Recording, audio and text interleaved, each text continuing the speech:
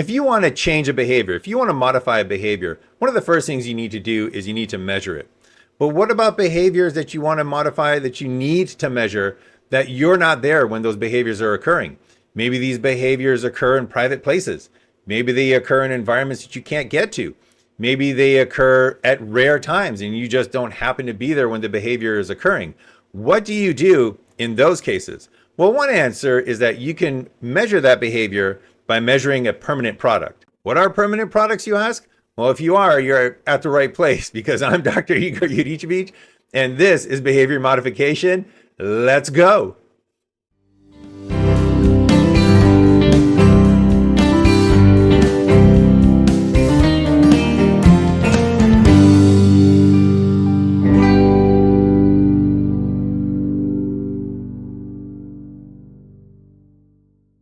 Okay, so we're going to continue our series here on measuring behavior.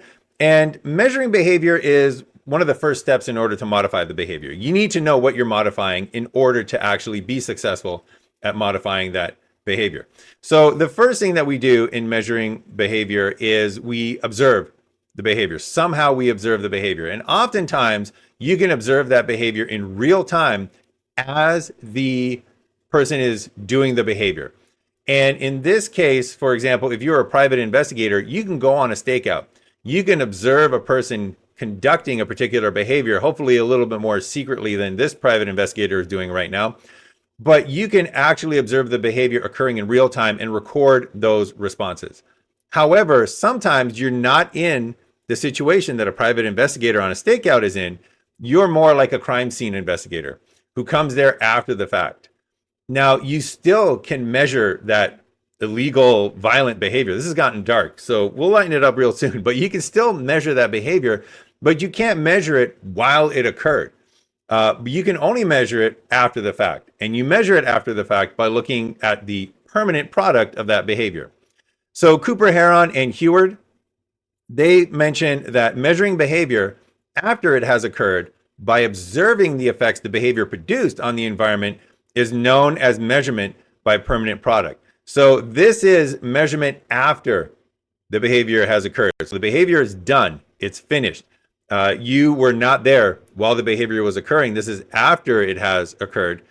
And that behavior has left an imprint, left a mark, produced a change in the environment that you can then measure, and that is that permanent product. So you're measuring the occurrence of the behavior. We know here that some violent behavior has occurred, but we do it by measuring the permanent product of that behavior. So in addition to measuring the changes in the environment, Cooper, Heron, and Heward go on to say that a permanent product is the change in the environment produced by behavior that lasts long enough for the measurement to take place. So that behavior has left a mark on the environment. It's left a change in the environment, and it's that change that we are going to use to measure the behavior. That change is going to give us that ability to take a look at that dimensional quantity of the behavior, use the appropriate units, and then assign a number to it, i.e. measure that behavior. So permanent products, these changes in the environment, there's two major types. They can either be natural permanent products or contrived permanent products. So natural permanent products, these are outcomes, these are permanent products, changes in the environment that occur as a natural result, as a natural outcome of the particular behavior. So if you are modifying penmanship, if the target behavior is to improve somebody's penmanship, then what they've written on a notepad is a permanent product, right? That is a change in the environment. However, what they've written is a natural occurrence of penmanship. So sometimes these permanent products are natural occurrences. Another example is tests or written compositions. So if you want to improve a child's ability to write, to compose an essay, if you want to improve their ability on mathematics, you can give them a test, and that test becomes a permanent product that's a natural outcome of them writing, of them doing math, of them doing the actual behavior. One last example here. If you were modifying cleaning behaviors, if you were teaching somebody how to clean their apartment, then you don't have to observe them while they're cleaning the apartment to know if they're improving or to measure the improvement in their behavior, you can just look at their apartment. You can just look at the permanent product. How much dust is there? How many books are out of place? How many, how much litter and trash is there still lying around? You can measure all of these aspects of their environment to know whether or not their behavior is improving or becoming worse, basically to measure their behavior. So sometimes a permanent product is a natural outcome of a behavior. Other times, though, you need to use a contrived permanent product. And a contrived permanent product is one where you have to set up extra contrived situations in order to create that permanent product. So the behavior itself does not create the permanent product. You have to create the permanent product. So if you are trying to improve somebody's speech giving abilities and their performance is important, how they present to the audience, how they project to the audience, well, that speech is gone naturally. As soon as it's done, that speech is over. You haven't observed it. You're not going to be able to observe it unless you create a contrived permanent product, such as a video recording. So a video recording isn't a natural outcome of giving a speech. However, you could arrange for that speech to be recorded through video. You could arrange for auditory behaviors to be recorded via audio. So you could bring your dual tape deck there and lug that 20-pound monstrosity and record their speech instead. So these are contrived permanent products because they do not, they're not a natural outcome of the behavior. You have to set up the situation to create this permanent product, to create that audio recording, to create that video recording, which then becomes that permanent product. And sometimes you also want to do this when permanent products are produced, but they might not last long enough for you to actually measure the behavior. So a nice example of that is if you are teaching fine motor skills to a child and you want to measure how many blocks can they stack on top of one another. Well, that behavior produces a natural permanent product. That tower of blocks is a natural permanent product.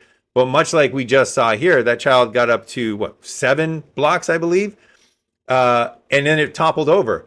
It might not last long enough for you to measure how many blocks that child produced.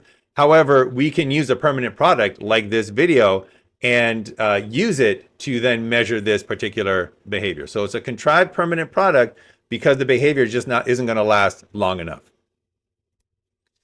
All right, so contrived and natural permanent products, they have a number of advantages. And we are going to go through 6 of these advantages, 6 reasons why using a permanent product might be a good idea when you are measuring behaviors. So let's start off with advantage number 1. And the first advantage is that using a permanent product can free the therapist, the practitioner, for other tasks. So if you don't have to observe and record behaviors as they occur, that means that during that observation period, you can attend to other tasks that might be beneficial for the person that you're trying to help. So for example, a teacher who's trying to modify behavior in their classroom might set up a video recorder so that they can observe the behaviors of a particular child in their class, because they are not in a position to ignore everybody else. They have to attend to other children in that class. They have to manage other behaviors in that class. So using that permanent product of maybe video recording a particular child's problematic behavior frees them up to be able to attend to other things as they view that behavior. And it also frees them up to be able to modify the behavior, because you can't modify and observe at the same time. But a teacher just can't let something go and can't let problematic behavior just continue to occur. They need to be able to step in and modify that behavior as well. So you can modify certain behaviors as you measure other behaviors, for example, and that is one of the benefits of using a permanent product. All right, benefit number 2. Benefit number 2. So permanent products enable measurement of some behaviors that occur at inconvenient or inaccessible times and places. So these are behaviors where the target behavior is difficult to observe because maybe it occurs infrequently. Maybe it only occurs once a week. and it's difficult to make sure that you're there for the occurrence of this behavior. Maybe it occurs in various environments that you don't have access to. Maybe it occurs for extended periods of time, and it occurs over the span of 8 hours. You just can't wait. You can't observe somebody for 8 hours. So one example of this, I do a lot of research on the psychology of art, and art takes a while. Art takes a long time to produce. And a lot of artists are very private, and they don't like to display their works in progress. So it's difficult to get access to that environment and to be let into that world. However, you can get access to their permanent products. You can get access to the art that they have produced, and they use that to measure their artistic behaviors.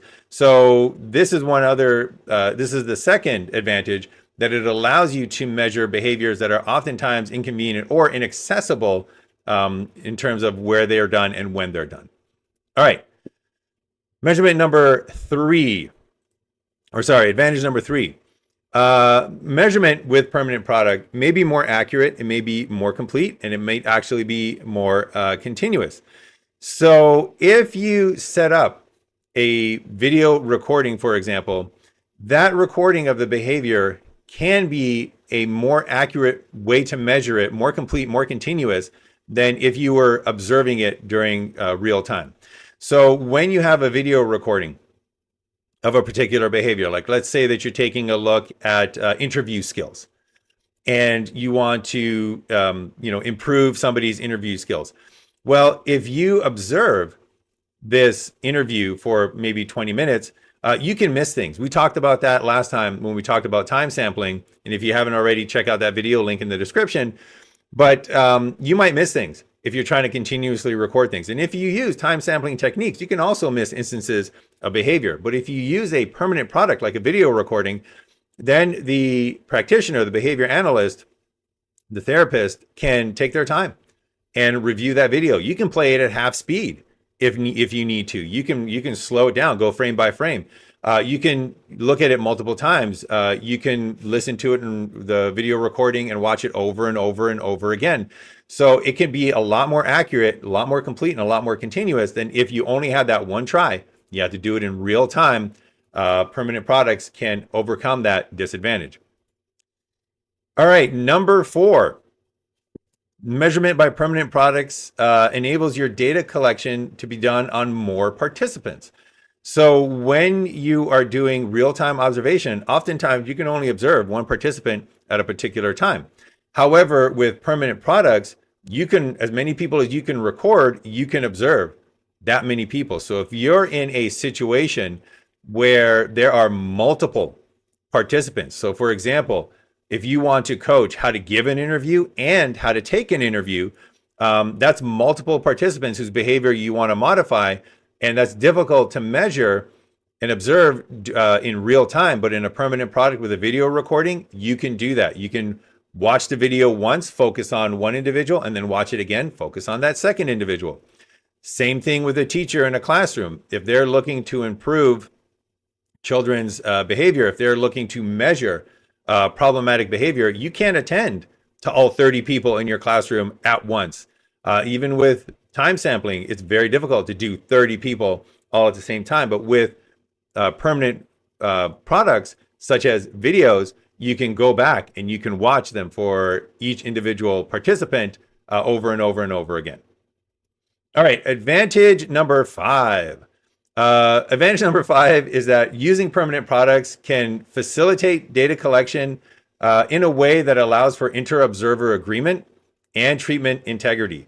So with permanent products, you can actually obtain inter-observer agreement data. So you can actually have 2 people look at that permanent product, and you can have them both measure the behavior to see if there is that inter-observer agreement, to see if you do have a good measurement technique that gives you accurate measurements.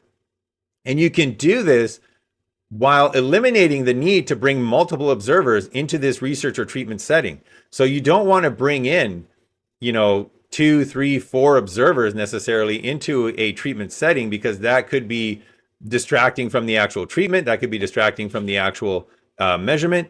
However, if you use a permanent product, then you can, and there's ethical considerations here that go beyond the scope of this video that we need to keep in mind, but you can show them to authorized individuals who can then view this and measure it as well. And then you can see if your measurements are accurate, or maybe you're biased because you're not agreeing with the other observers. Maybe you need to modify your measurement technique because there's too much noise in the measurement. Whatever it is, it allows you to get that inter-observer agreement measures without needing to bring in multiple observers into the actual situation. And you can also do this, for example, in a classroom where you only have the one teacher. Bringing in somebody else might be disruptive. However, that teacher could videotape their classroom, show it to another teacher, and ask them, what is your measurement of this particular child's mathematical abilities in this instance?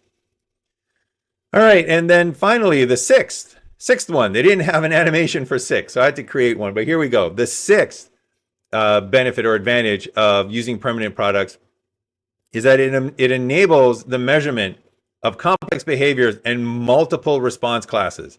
So it enables your ability to measure really complicated behaviors that might be very difficult to measure in a real-time situation. And you can also measure multiple response classes in these busy social environments. So for example, once again, if you are trying to modify somebody's interview techniques, their ability to do, for example, a job interview, well, you can create a permanent product of that behavior, and then you could measure it for multiple response classes. So you can take a look at things like posture. Are they sitting upright? Are they sitting in a relaxed, posture?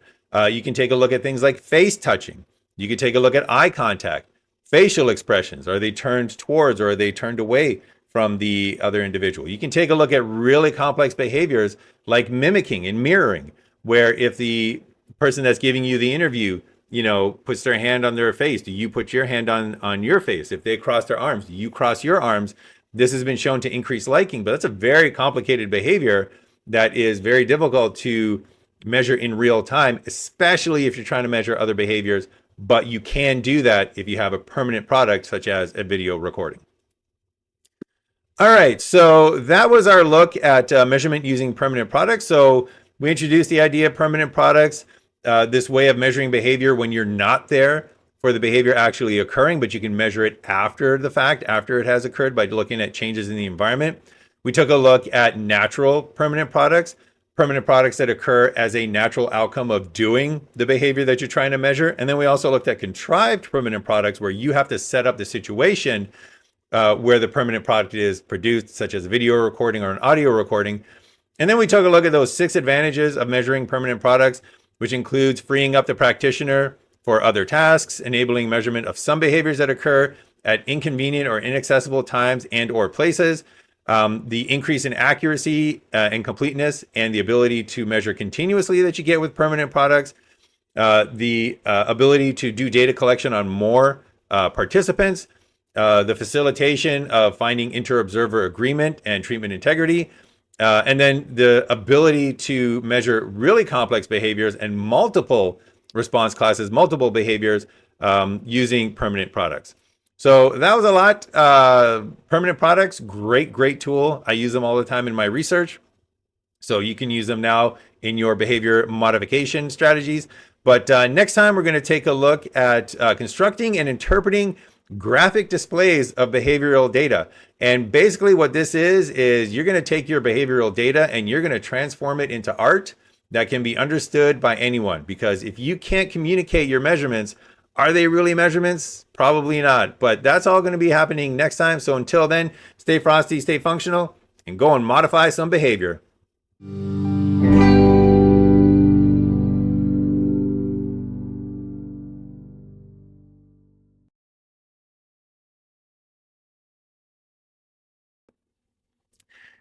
Permanent products enable, I said benefit number 2. Whoops. Hold on. Benefit number 2. Play. All right, benefit number 2. Here we go.